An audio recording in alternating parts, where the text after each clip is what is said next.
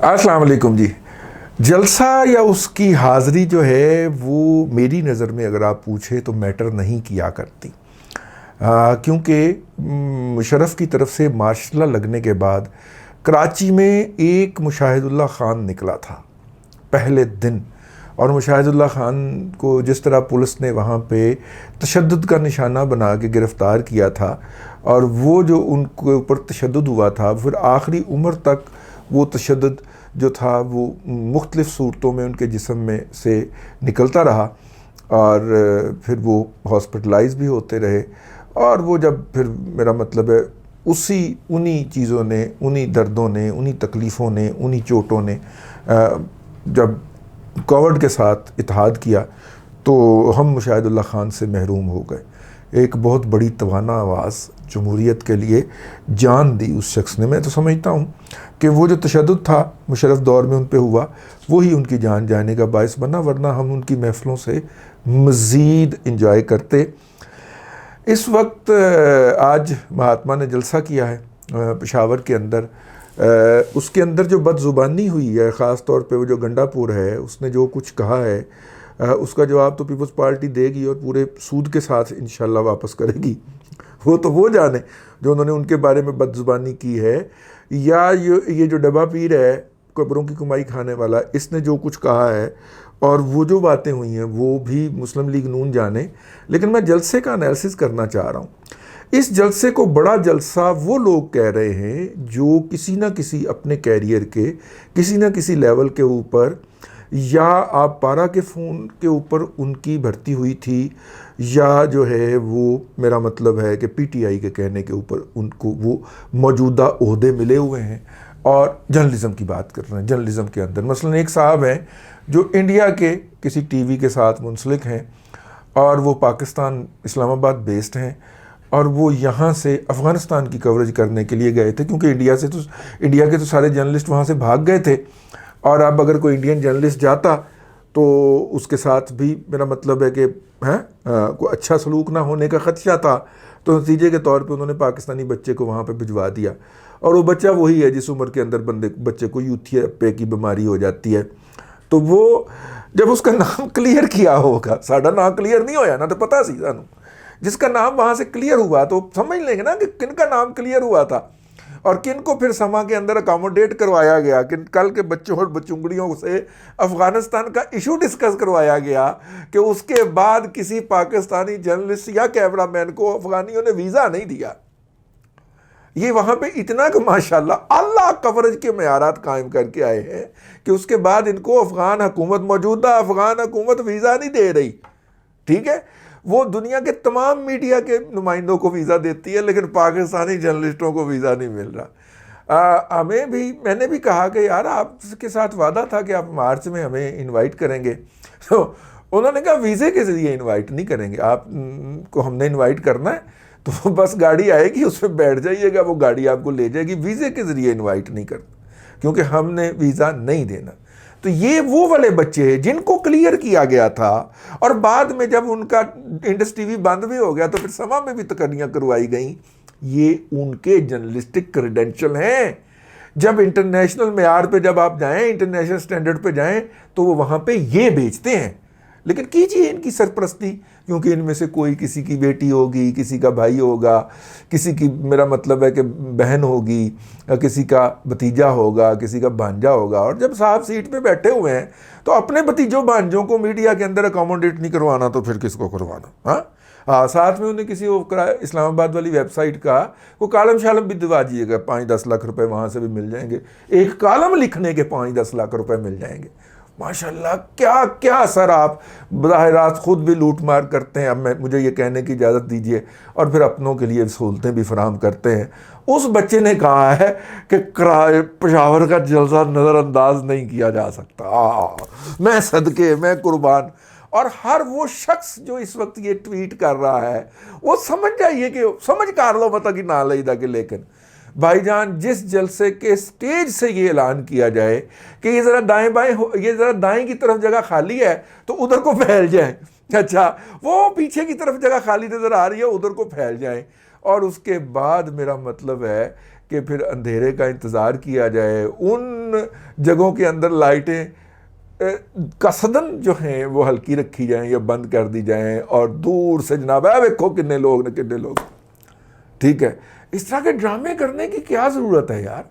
जलसा तो एक बंदे का भी बड़ा जलसा होता है जो बाहर निकले, मैं तो इस बात का हामी हूँ, लेकिन इस बात को साबित करना कि इसमें लाखों का जलसा मौजूद है, तो उसके ऊपर जो है इस वक्त तक उस जलसे की अंदर मिनिमम 9 से 10 हज़ार से लेके और मैक्सिमम 2 करोड़ लोगों के मौजूद होने की मुख्तलिफ इतलात मौसूल हो रही हैं।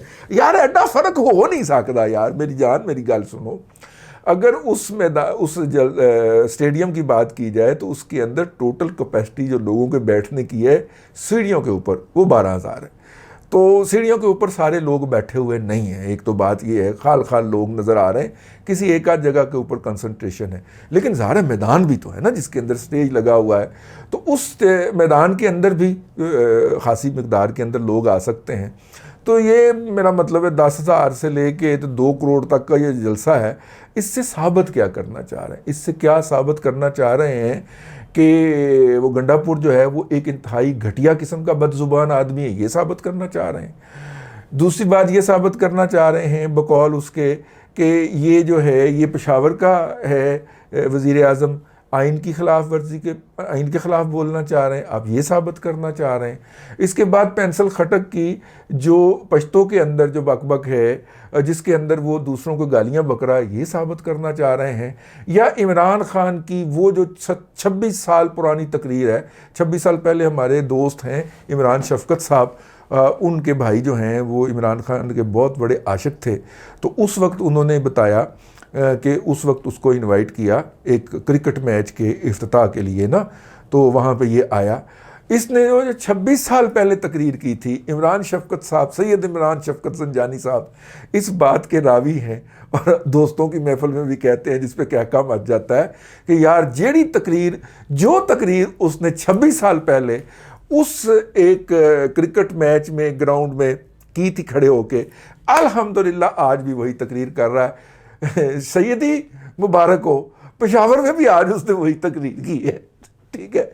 उस तकरीर का फर्दन हाल तो आप देख लेंगे, और नहीं देखेंगे तो सोशल मीडिया के ऊपर जो उनके बैठे हुए लोग हैं वो आपको फर्दन बता देंगे कि महात्मा ने क्या फरमाया है। महात्मा अगर लीड भी करेंगे तो वो उसको गुलाब जामुन साबित करके छोड़ेंगे रात सोने तक, तो इसलिए उसके ऊपर तो हम कोई बात नहीं करते। लेकिन यार ये जो मजमे का आपने रोला डाला हुआ था, हाँ अभी तो फूक ही निकल गई है।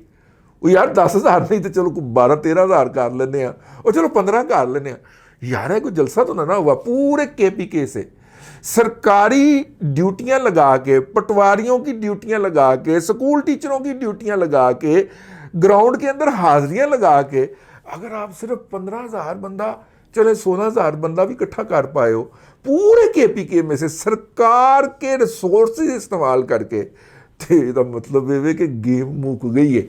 अब गेम सिर्फ सोशल मीडिया पे और फोटोशॉप पे ही बाकी रह गई है, वो आप करते रहिए। वो यार वो जो आपने पिछले दिनों फोटोशॉप करके तो लिबर्टी की तरफ जाने वाली सड़क के ऊपर 2 प्लाजे खड़े कर दी थे, वो सड़क रुक गई है। वो पायनो प्लाजे हटा दो ताकि वहाँ से गुजर सके। बड़ी ट्रैफिक का मसला पैदा हो गया है कि लिबर्टी से चौक से जैसे ही आप लिबर्टी गोल चक्कर से जैसे ही आप लिबर्टी की तरफ जाते हैं तो जाते हैं जब गोल चक्कर से, तो लेफ्ट के ऊपर एक बंद सिनेमा नज़र आता है। उससे पहले पाकिस्तान इंजीनियरिंग कांग्रेस की बिल्डिंग है, हमारा दफ्तर कभी उस में रहा हुआ है, ठीक है यार। वहाँ पे आपने एक नया प्लाजा खड़ा कर दिया फोटोशॉप के अंदर, उसको हटा दे भाई, ट्रैफिक रुकी हुई है उसकी वजह से। और उसके सामने एक लाहौर की वो पोली जूस वाली शॉप है, और वही दरवाज़ा ये मुराद रास पोली, यानी ये इतने घटिया और नफरत के अंदर इतने अंधे लोग हैं कि इन्होंने 2017 के अंदर एक मुजाहरा किया, तो पोली जूस शॉप जो है, फ्रूट जूस शॉप जो है, उसकी एक खसूसियत है कि नवाज शरीफ बचपन से वहाँ से जूस पीता है। और अब भी मियाँ साहब जब घर से निकलते थे कभी जब, तो बगैर प्रोटोकॉल के, तो वो पोली के पास जाके जूस पिया करते थे। जाके वो दुकान बंद कर गया हुआ था इनके मुजाहरे की वजह से, उसकी दुकान के शटर को जनाब ठुड्डे मार रहा है ये मुराद रईस पंजाब का आजकल जो है ना, वज़ीर तालीम, इन्हें तालीम का बेड़ा गर्क किया है जिसने, ये मुराद रास बोली जूस वाले की दुकान के शटर को ठुड्डे मार रही है। पागल है, पागल है, ठीक है। इसीलिए कहते हैं ना कि ये मेरा मतलब है कि समझा करो, फिर बात वाले साहब तक चली जाएगी, फिर सर नाराज़ हो जाएंगे। वो कर्नल राज साहब का साहबजादा है ना, तो अब क्या करें, मतलब हमजा की शादी भी कर्नल साहब के घर ही हुई है, अब क्या करें यार, छड़ो पर छड़ो, ऐसी गल्लां खुल जांदियां ने। तो वो जनाब वो जो है ये इतने के है। अब पोली फ्रूट जूस की जो दुकान है उसके आगे भी एक प्लाजा खड़ा कर दिया व्हाट्सएप फोटोशॉप के अंदर। यार ये दोनों तो, यानी अब गोल चक्कर से आप लिबर्टी मार्केट की तरफ, लिबर्टी गोल चक्कर से अब लिबर्टी मार्केट की तरफ नहीं जा सकते, क्योंकि वहाँ पे तो 2 प्लाजे खड़े हैं और उन प्लाजों के ऊपर लोग जूक दर जूक बैठे हुए हैं और नीचे देख के तो कप्तान के टाइगर्स को हाथ हिला रहे हैं। ये इस तरह के अब फोटोशॉप पे ही रह गए हैं। उसको आप करके खुश हो लिया करें और अपने ओवरसीज़ स्पॉन्सर्स को दिखा लिया करें। वो वैसे ओवरसीज़ हैं नहीं हैं, वो इधर ही लाहौर में बैठे होते हैं या इस्लामाबाद के अंदर, वो VPN के ज़रिए ये हरकत करते हैं। हमें नादर चौधरी ने कनाडा से फ़ोन करके बताया, वो नादर चौधरी चूँकि IT के बड़े एक्सपर्ट हैं, तो उन्होंने बताया कि ये VPN के ज़रिए यहाँ कर रहे हैं। ये हकीकत TV वाले का तो दफ्तर हमने ढूंढ लिया है, ठीक है। अब लॉ एनफोर्सिंग एजेंसी ढूंढे, उन्होंने इतना बजट खाना होता है, हम क्यों ढूंढे। तो हकीकत TV वाला जो है वो तो यहीं पर है, आओ, ठीक है, समझ गए। दफ्तर ना चेंज कर ली हम अगला दफ्तर भी तुम्हारा ढूंढ लेंगे, हकीकत TV, हाँ ठीक है। उनके बकौल मिलियंस के अंदर पैसा हर घंटे में फेंका जा रहा है सोशल मीडिया के ऊपर, इस चीज़ को प्रमोट करने के लिए, जालसाजी को प्रमोट करने के लिए। पीछा करेंगे हम इनकी तमाम जालसाजियों का और आप तक हकायक पहुँचाते रहेंगे, क्योंकि 3.25 साल तो हम बाज नहीं आए। तो अब तो ये दौरे इस्तबदाद ख़त्म हो गया ना, ठीक है। अब तो सोशल मीडिया पे गालियां बक सकते हो तो बक लो, ठीक है। वो मालकान शुरू हो गए ने, पहुंचने लगे ने थोड़े तक, ठीक। बस जी अब तक के लिए इतना ही। अल्लाह आपको आसानियाँ अता करे और आसानियाँ खल्क़े खुदा में तकसीम करने की तौफीक अता करे।